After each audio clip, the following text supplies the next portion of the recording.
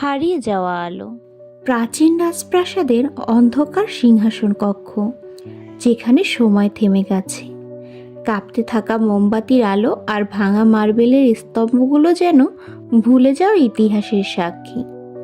আর সেই নীরবতার মধ্যে কিছু অদ্ভুত, কিছু অজানা শক্তি জেগে উঠেছে।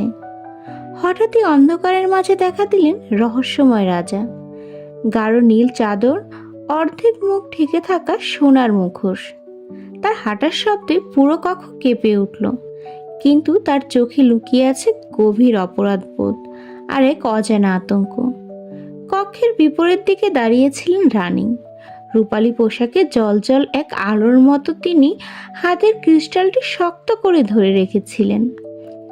আলো যেন তার বুকে থাকা দুঃখের কোহিনূর তুলে ধরছিল। তিনি জানেন এই ক্রিস্টালেই লুকিয়ে আছে তাদের ভুলে যাওয়া অতীত। রাজা আর রানী মুখোমুখি দাঁড়ালেন।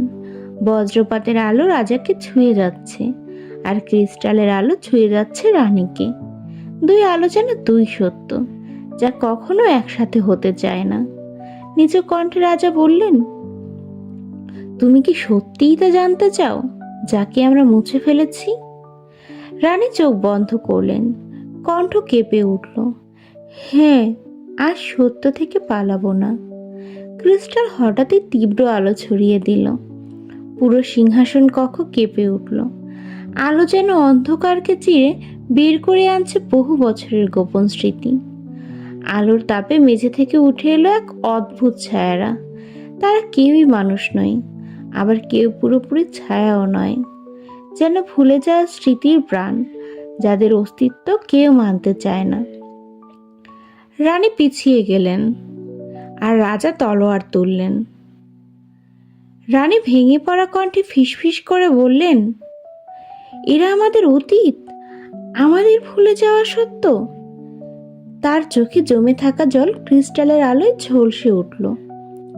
প্রতিটি ছায়া যেন তার দিকে তাকিয়ে তাকে ডাকছিল। রাজা তলোয়ার উঁচু করে দাঁড়ালেন। তার মুখোশে আলো পড়তেই দেখা গেল এক অন্যরকম ব্যথা। তিনি ছায়াদের দিকে চিৎকার করে বললেন, এসো না, ওকে কষ্ট দিও না। কিন্তু ছায়ারা থামল না, তারা যেন সত্য প্রকাশ করতেই এসেছে। হঠাৎই অন্য সকল ছায়ার সামনে দাঁড়ালো এক ছোট্ট অবয়ব, একটি শিশু। আলো আর ছায়ার মিশ্রণে তৈরি এক কোমল ছায়া। রানী নিঃশ্বাস হারিয়ে ফিসফিস করলেন, আমাদের সন্তান। রাজা স্থির হয়ে দাঁড়ালেন, তলোয়ার হাতে কাঁপছিল। ক্রিস্টালটি হঠাৎ মাঝ আকাশে ভেসে উঠল। আলো ছড়িয়ে দেখিয়ে দিল সেই দিনটির স্মৃতি, যেদিন রাজ্য রক্ষার জন্য তারা নিজেদের সন্তানকে ভুলে যাওয়ার শাপ নিতে বাধ্য হয়েছিল। সন্তানটি হাত বাড়িয়ে ধীরে ধীরে বলল, মা বাবা, আমাকে মনে আছে?